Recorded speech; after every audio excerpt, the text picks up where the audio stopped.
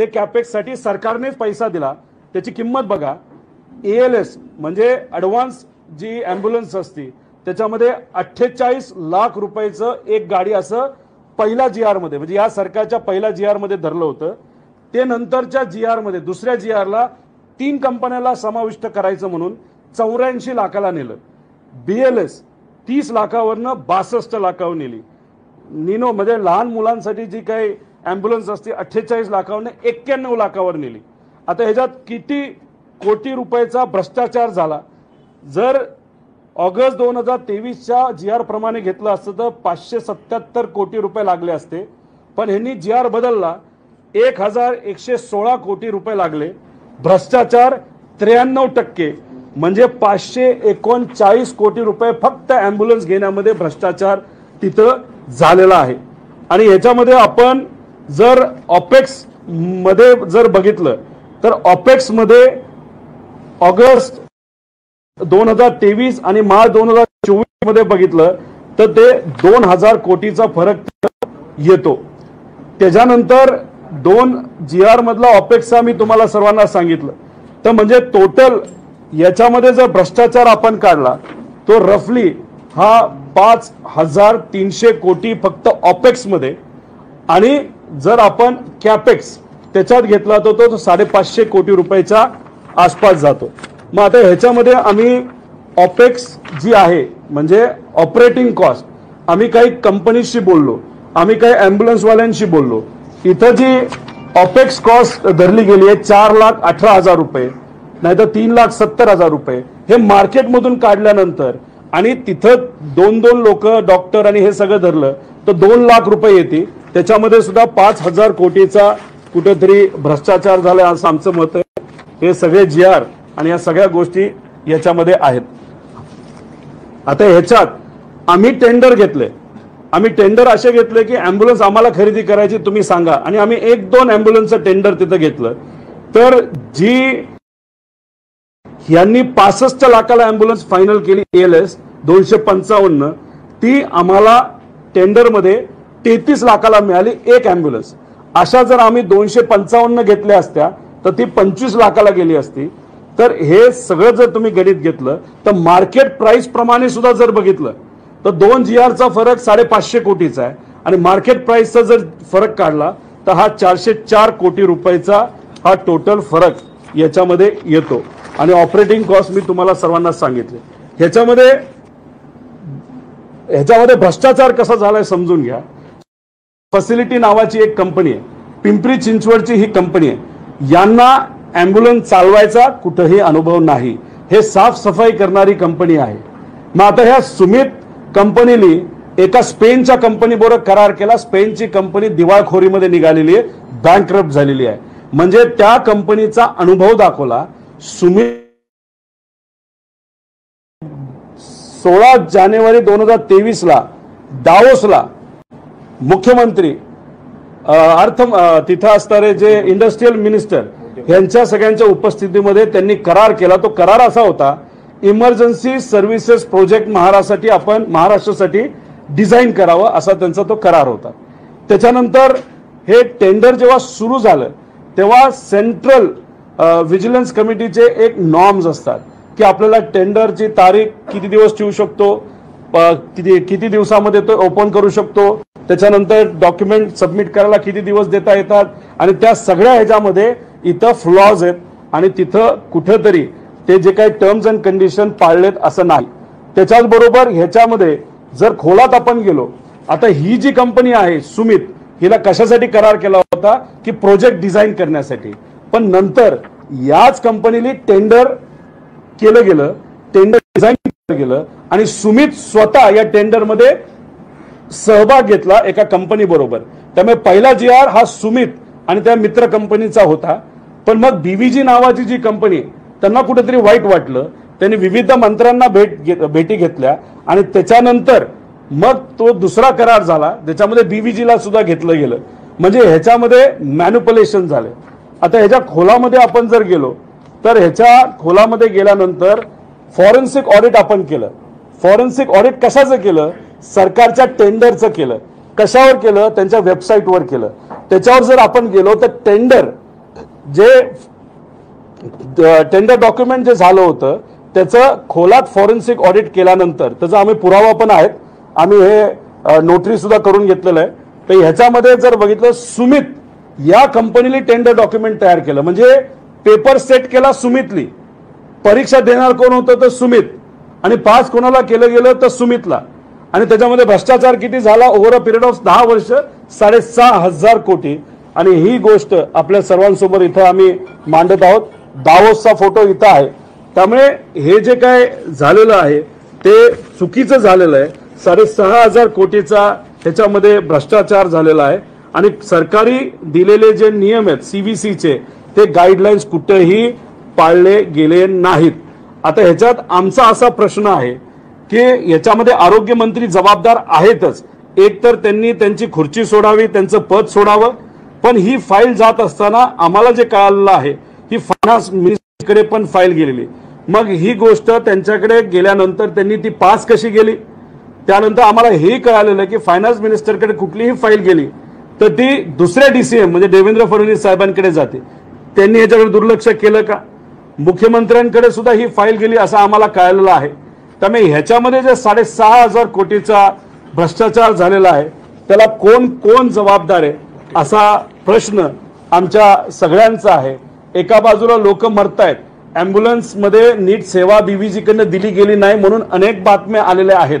अशा परिस्थितीमध्ये तुम्ही बीव्हीजीलाच परत देता, इतर ठिकाणी बीव्हीजी हे बॅकलिस्टेड आहे, आणि मग अशा परिस्थितीमध्ये तुम्ही सीव्हीसीच्या गाईडलाईन्सला फाटा देत कदाचित इथं आता इलेक्शन सुरू होणार आहे त्याच्या आधी वाटाघाटी कराव्या. आणि आम्हाला असंही कळतंय मार्केटमध्ये, आता कोण सांगतं काय सांगतं सांगणारे बरेच असतात, की आता हेच लोक इलेक्शनला फंड देण्यासाठी, हे बीव्हीजी असेल नाही तर सुमित असेल, अशा प्रकारची लोक कुठेतरी मार्केटमध्ये इलेक्शनला फंड देण्यासाठी ते फिरत आहेत. म्हणजे मग असं आहे का की ह्याला घाई करण्यात आली कारण इलेक्शनला मोठ्या प्रमाणात निधी देण्यात यावा. आणि मग हे जे काही सगळे नॉर्म्स आहे, मी इथं असणाऱ्या सर्व सामान्य लोकांना विनंती करतो, आव्हान करतो, ही फाईल आपल्याकडे आहे, सगळे पुरावे आहेत, सगळे डिटेल्स आहेत, आणि मग आपल्यातलं जर कुणी पुढे येऊन कोर्टात जर हा विषय घेऊन जायचा असेल तर आम्ही सर्वांचं स्वागत करेल. कारण ह्याच्या आधी एक विषय कोर्टात गेला होता जो आम्ही अधिवेशनात मांडला होता. 67 कोटी वर्षाचं टेंडर हे डायरेक्ट 650 कोटीला नेलं गेलं. जेव्हा हा विषय कोर्टात गेला, कोर्टाने त्याच्यावर ताशिरे ओढले आणि ते टेंडर कॅन्सल केलं. आता मला, कारण का हा विषय फक्त काही नेते नाहीतर काही आमदार नाहीतर काही लोकप्रतिनिधीच हे पुढे घेऊन जाऊ शकतील असं नाही, हा लढा सामान्य लोकांचा सुद्धा आहे. त्यामुळे जर आपल्यातलं कुणी, 2 लोक इच्छुक आहेत, पण आपल्यातलं कुणी जर इच्छुक असेल कोर्टात घेऊन जाण्यासाठी, सगळे आमच्याकडे पुरावे आहेत. टेंडर कसं फसवण्यात आलं, टेंडर कसं मॅनेज करण्यात आलं, सीव्हीसी नॉर्म्स हे कसे वळवण्यात आले, आणि बऱ्याच काही गोष्टी याच्यामध्ये ज्याच्यामध्ये डायरेक्ट काही मोठ्या नेत्यांवर हे डिरेक्शन जातं की त्यांनी तिथं भ्रष्टाचार केलाय. त्यामुळे हा 6,500 कोटीचा भ्रष्टाचार इथं झालाय असं आमच्या सगळ्यांचं मत आहे. आणि याच्यावर जर आपल्याला कुठले प्रश्न विचारायचे असेल तर त्या प्रश्नाचं उत्तर देण्यासाठी आम्ही तयार आहोत. करार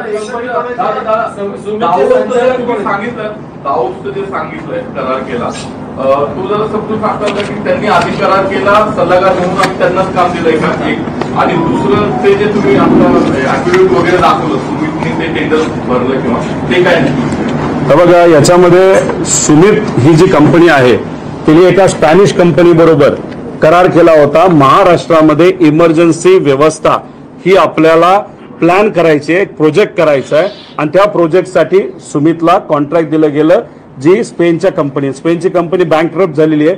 फक्त त्यांचं नाव वापरून तिथं करार झाला. आता हे सगळे त्याच्यावरचे फोटो आहेत. आता ह्याच्यानंतर ह्यांनी काय करायला पाहिजे होतं की ह्यांनी प्रोजेक्ट डिझाईन करायला पाहिजे होता, आणि प्रोजेक्ट डिझाईन करत असताना मग नंतर टेंडर काढत असताना सुमितला कुठेही अधिकार नव्हता त्या टेंडरमध्ये सहभाग घ्यायचा. कारण तुम्ही जर प्रोजेक्ट डिझाईन केला असेल तर मग तुम्हाला तिथं अधिकार नव्हता. पण त्याच्यामध्ये जे डॉक्युमेंट्स मी तुम्हाला सांगितलं याचं ॲफिडेव्हिट सुद्धा आहे आणि नोटरी सुद्धा केलेलं आहे. ह्याच्या खोलामध्ये आपण जर गेलो तर गव्हर्नमेंटच्या वेबसाईटचे फोटोज आमच्याकडे आहेत. तिथं ज्या लिंक टाकल्या गेल्या, जे टेंडर डॉक्युमेंट टाकलं गेलं, त्या टेंडर डॉक्युमेंटला सगळ्यांना एक डिजिटल ॲड्रेस असतो. तो ॲड्रेस कुठे गेला तर तो सुमितकडे जात होता. सुमितचे काही पदाधिकारी आहेत जे दुसऱ्या कंपनीमध्ये सुद्धा डायरेक्टर आहेत आणि त्या कंपनीमध्ये सुमितचे जे डायरेक्टर आहेत ते सुद्धा तिथे डायरेक्टर आहेत आणि ह्याच्यामध्ये ज्या ज्या लोकांनी डिझाईन केलंय त्याचे सगळे पुरावे आमच्याकडे आहेत की हे टेंडर सुमितच्याच लोकांनी डिझाईन केलं आणि हे टेंडर सुमितलाच मिळालं. पहिल्यांदा जेव्हा सुमितला मिळालं तेव्हा बीव्हीजी नाराज झाला आणि बीव्हीजी नाराज झाला आणि त्यांनी काही ठराविक मोठ्या मोठ्या नेत्यांना भेटल्यानंतर बीव्हीजीला सुद्धा याच्यामध्ये समाविष्ट केलं गेलं. टेंडर जे पहिलं डॉक्युमेंट आलं होतं ते मग कॅन्सल झालं आणि नवीन टेंडर डॉक्युमेंट तिथं आलं आणि आता हा कॉन्ट्रॅक्ट कुठेही बिडिंग न करता या तिन्ही लोकांना एकत्रित कन्सोर्शियम देऊन तिथं देण्यात आलं. ह्याच्यामध्ये तर असं आहे की याच्या खाली तुम्ही बिड करू नका असं सुद्धा टेंडर डॉक्युमेंटमध्ये एक टर्म त्याच्यामध्ये दिली गेली आहे. म्हणजे याच्यामध्ये सरळ सरळ हा दलालीचा प्रकार आहे. बसल्या बसल्या मोठ्या प्रमाणात पैसा काढला गेला आणि तो कदाचित इलेक्शनमध्ये मोठ्या प्रमाणात हा येणार आहे आणि ह्याच्यावर जर कोणाला सत्तेत असणाऱ्या लोकांना आक्षेप असेल ही फाईल घेऊन मी चर्चा करायला तयार आहे. तुमच्यात जर हिंमत असेल आणि इथं असणाऱ्या ज्या आरोग्य मंत्र्यांत जर हिंमत असेल तर मी इथं बसतो, तुम्ही इथं बसा आणि मीडिया समोर याच्यावर आपण चर्चा करू. पण आम्ही या भ्रष्टाचार या महाराष्ट्रामध्ये होत असताना कुठेही शांत बसणार नाही. साळुंके नावाचे एक व्यक्ती आहेत, पिंपरी चिंचवडचे ते आहेत, नवीन व्यावसायिक आहेत. सुमित ही कंपनी टॉयलेट धुण्यासाठी फॉर्मेशन तसं जुनं आहे पण ह्या कंपनीला म्हणजे अमित साळुंके म्हणून आहेत ते CEO आणि डिरेक्टर आहेत, मुंबईत पिंपरी चिंचवडचे आहेत. त्याच्यामध्ये मी जे डॉक्युमेंट दाखवलं होतं त्यात प्रदीप रेड्डी नावाच्या एका व्यक्तीने सुद्धा डिझाईन केलं होतं. ते एका सिस्टर कंपनीमध्ये डायरेक्टर आहेत. त्याच्यानंतर अजून एक महिलेचं नाव आहे, त्या सुद्धा तिथं काम करतात. त्यामुळे पूर्णपणे पेपर यांनीच सेट केला, यांनीच परीक्षा दिली आणि पास सुद्धा झालं. प्रोजेक्ट डिझाईनचं काम जे दिलं गेलं होतं ते डावोसला दिलं गेलं होतं. ते डावोसला 2023ला मी मगाशी तुम्हाला तारीख सांगितली त्या तारखेला ते डावोसला दिलं गेलं होतं. त्याचे डिटेल्स तुम्हाला प्रेस नोट मध्ये दिलेत त्यामुळे ते मिळून जातील. 100% पुरावे आहेत. आता का गेल्या वेळेस जेव्हा मी इथं आलो होतो दूध चोरीच्या बाबतीत, दूध दलालीच्या बाबतीत मी पत्र लिहिलेलं आहे.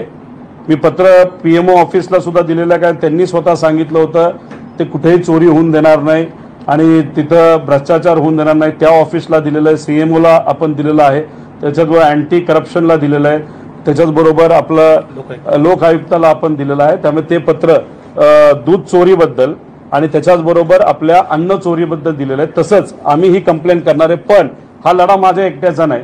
त्यामुळे मी इथं सामान्य लोकांना विनंती करतो पुढाकार घ्या, हे सगळे डॉक्युमेंट तुम्हाला देतो. तुमच्यातले स्वच्छ चरित्र्याचं जो कोणी असेल जो कोर्टात जायला तयार आहे हे सगळे डॉक्युमेंट देतील. मी तुम्हाला आश्वासित करतो हे डॉक्युमेंट इतक्या पुराव्यासकट आहे की तुम्ही 6,500 आपण सर्वजण मिळून 6,500 कोटी या सरकारचे हे थांबवू शकतो आणि हे पैसे आपल्या सर्वांचेच वाचणार आहेत.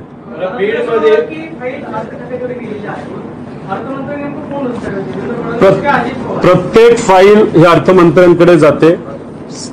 जो विषय कोर्टामध्ये गेला होता स्वच्छतेचा हॉस्पिटलच्या 67 कोटीवरनं डायरेक्ट 650 कोटीवर जे आकडा नेला गेला वर्षाला, त्याच्यामध्ये 450 कोटी वर्षाचं भ्रष्टाचार होता. ती सुद्धा फाईल फायनान्स मिनिस्टर साहेबांकडे गेली होती. आता कोर्टाने त्याच्याकडे ताशेरे ओढले, ते थांबलं. पण आता टेंडर थांबलं असलं तरी भ्रष्टाचार तर होणार होता, इंटेन्शन होतं. आता ही फाईल सुद्धा फायनान्स मिनिस्टर साहेबांकडे गेली असावी, त्यांनी त्याच्याकडे का दुर्लक्ष केलं हे मला माहित नाही. आणि फायनान्स मिनिस्टरकडेच जाते अशी नाही, सगळ्या फाईल या फायनान्स मिनिस्टर साहेबांकडे पण जातात आणि देवेंद्र फडणवीस साहेबांकडे पण जातात. त्यामुळे दोघांना या बाबतीतलं माहिती असावी. आणि सगळ्यात मोठा घोळ असा आहे की टेंडर डॉक्युमेंटमध्ये असं सांगण्यात आलेलं आहे की एका कॅबिनेट मीटिंगमध्ये हा विषय घेतला होता, पण त्या कॅबिनेट बैठकीचे आम्ही मिनिट्स बघितले.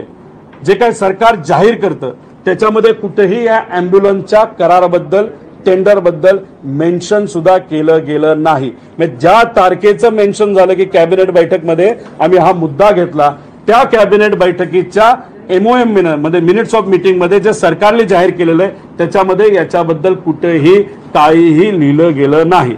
ॲम्ब्युलन्सच्या किमती वाढल्याचं म्हणताय, 33 लाख आपण मार्केटमध्ये घेतली. आता बिडिंग मध्ये किंवा टेंडर मागवल्यावर ज्या कंपन्या सहभागी होतील त्यांनाच ते हे मिळतं. तर आता आपण असं एकदम म्हणू शकतो का इतरांचे जो 33 लाखाने देणारा होता तो काढायचा, अशा कुठल्या कंपन्या होत्या त्या काढायला त्याच्यात सहभागी? याच्यामध्ये असं आहे की त्यांना अनुभवाची अट टाकली गेली.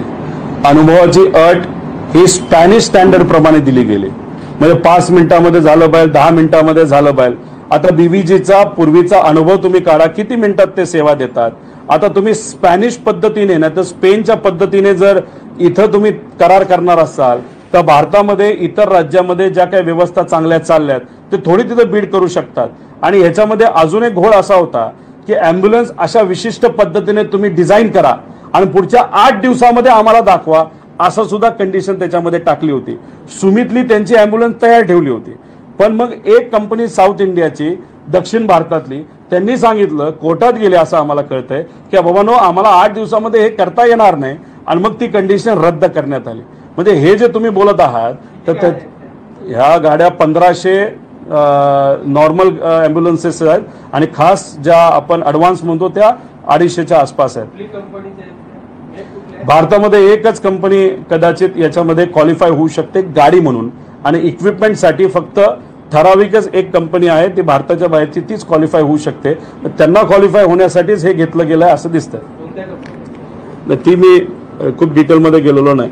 तानाजी सावंतांनी खुर्ची सोडावी असं तुम्ही आता म्हटलं. आरोग्यमंत्री तानाजी सावंत शिवसेनेचे, फायनान्स मिनिस्टर राष्ट्रवादी काँग्रेस अजित पवार, दुसरे उपमुख्यमंत्री भाजपचे देवेंद्र फडणवीस आणि पुन्हा मुख्यमंत्री, या सगळ्यांवरती कारवाई व्हावी किंवा यांच्या सगळ्यांकडनं तुम्हाला हीच अपेक्षा आहे का?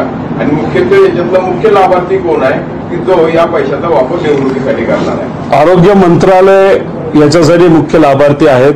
आता त्यांच्याकडे हा पैसा नाही तर जर काय आला असेल तर त्यांनी कोणाकोणाला दिलंय हे आपल्याला सांगता येणार नाही. पण सत्तेत जे कुणी असतील ज्यांना लढायचंय त्यांनाच कदाचित याचा आर्थिक लाभ झाला असावा असं म्हणतात.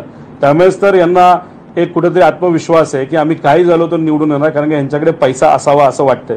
आता ह्याच्यामध्ये एक स्टेटमेंट तुम्ही तानाजी सावंत साहेबांचं जर ऐकलं असेल तर अख्खा महाराष्ट्र भिकारी झाला तरी चालेल, पण मी भिकारी होणार नाही असं त्यांनी सांगितलं होतं. आणि 6,500 कोटीचा घोटाळा तुम्ही करताय, म्हणजे तुम्ही कुठेतरी सिद्ध करताय की तुम्ही तुमची आर्थिक पोळी भाजून घेताय, पण महाराष्ट्राला तिथं खऱ्या अर्थाने भिकारी करताय. त्यामुळे ह्याला ते तर जबाबदार आहेच. आणि ह्या फाईलची मुवमेंट जिथून कुठून झाली तिथं आपल्याला खोलात जाऊन कोर्टाने त्याच्याबद्दलचे आदेश द्यावेत. आम्ही पत्र देऊ, पण आमच्या पत्राकडे हे दुर्लक्ष करणार आहेत. पण तरी सुद्धा कोर्टाच्या माध्यमातून हे टेंडर आम्ही कॅन्सल करू आणि पारदर्शक पद्धतीने हे टेंडर पुढे यावं, यासाठी आपल्याला काय काय करता येईल हे थोडंसं बघू. गेल्या वेळेस जे टेंडर स्वच्छतेचं 650 कोटीचं काढलं ते आम्हाला कळालं. मग संजय राऊत साहेबांनी तो विषय घेतला, आम्ही अधिवेशनामध्ये तो मांडला आणि मग काही लोक कोर्टात गेल्यानंतर ते टेंडर कॅन्सल करण्यात आलं. आता ही गोष्ट इतकी लपून छपून सुरू होती ते मग आता कुठे ते कळल्यानंतर याच्यावर कारवाई ही झालीच पाहिजे आणि टेंडर कॅन्सल झालंच पाहिजे असं आमचं सगळ्यांचं मत आहे. तानाजी सावंत यांच्या राजीनाम्याची मागणी करताय का? 100% त्यांनी राजीनामा द्यावा. तुम्ही अख्ख्या महाराष्ट्राला भिकारी करायला चाललेला आहात. तुम्ही हॉस्पिटलला पैसे वेळेवर देत नाहीत. जिथं कुठं तिथं लहान बालकं वारली तिथं जे काय अपग्रेडेशन करायला पाहिजे होतं ते अपग्रेडेशन अजून तुमच्याकडे झालेलं नाही. टोटल जर आपण बघितलं त्या अपग्रेडेशनला 2,000 कोटी लागणार होते, पण हे मग्न कशामध्ये आहेत तर 6,500 कोटी रुपये खायला. त्यामुळे तुमच्यात जर हिंमत असेल तानाजी सावंत साहेब, या फाईलच्या बद्दल आपण समोरासमोर येऊ. तुम्हाला 5 दिवस देतो. तुम्ही तर मंत्री आहात, तुमच्याकडे अधिकारी आहेत, तुमच्याकडे सगळे लोक आहेत. माझा चॅलेंज तुम्हाला आहे, मी हे सिद्ध करत आहे की तुम्ही 6,500 कोटीच्या ह्याच्यामध्ये भ्रष्टाचार झाला आणि तुम्हाला जर सिद्ध करायचं असेल नाही झाला तर समोरासमोर ठिकाण तुम्ही निवडा, मैदान तुम्ही ठरवा. लढायला आम्ही तयार आहोत आणि तिथं मग होऊ द्या समोरासमोर, मग बघूया कोण खरं कोण खोटं.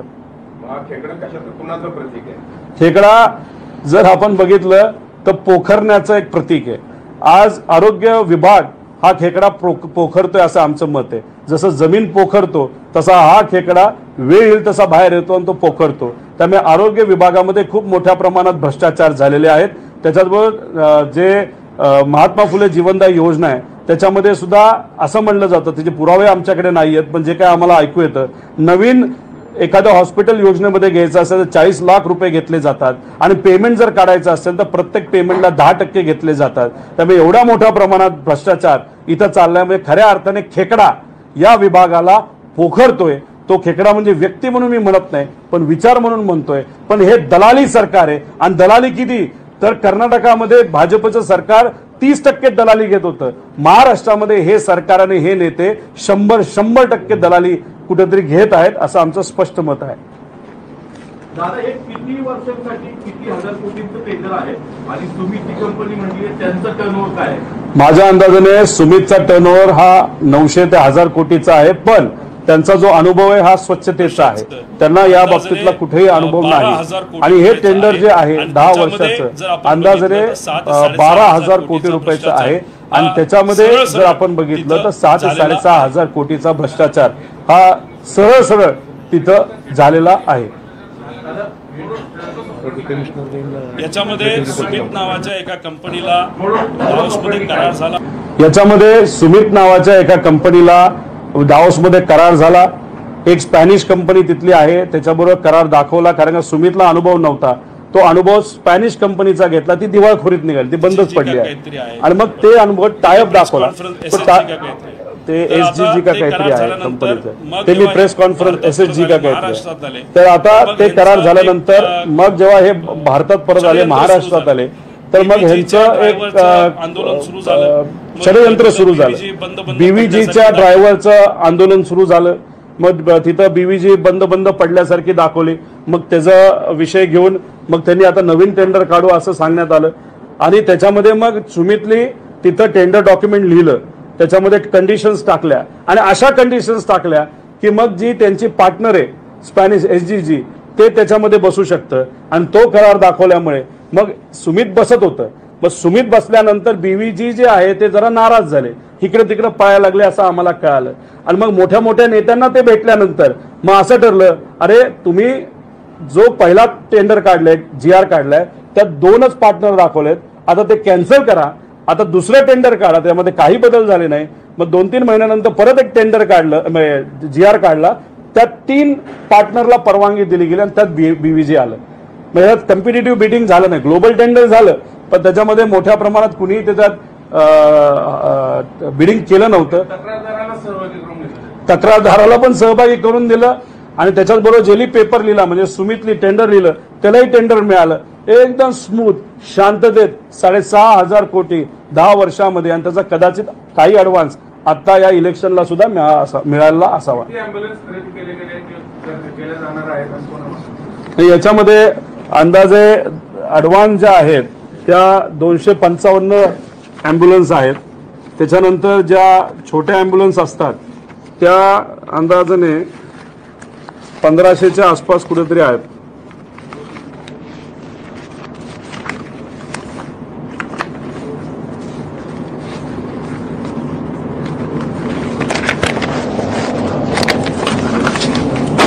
अशा टोटल ॲम्ब्युलन्स. त्याच्यामध्ये काही बोटी पण घेतल्यात. 91 कोटीची बोट 3.5 कोटीला घेतली. याच्यामध्ये 255 ALS advance life support, 1274 ambulances basic life support, लहान मुलांच्या 36, मोटर बाईक ॲम्ब्युलन्स. म्हणजे तसं बघितलं तर आता आंध्रा का कुणीतरी 1.5 लाखाला मोटरसायकलची ॲम्ब्युलन्स घेतली. तिथून ते आयडिया आली. ह्यांनी डायरेक्ट 4.5 लाख रुपयाला तिथं ते टेंडर दिलेलं आहे. अशा 196 आणि बोट ॲम्ब्युलन्स 15 नदी आणि 10 सी अशा 15 तिथं त्यांना असं प्रकारचं टेंडर हे काढण्यात आलेलं आहे.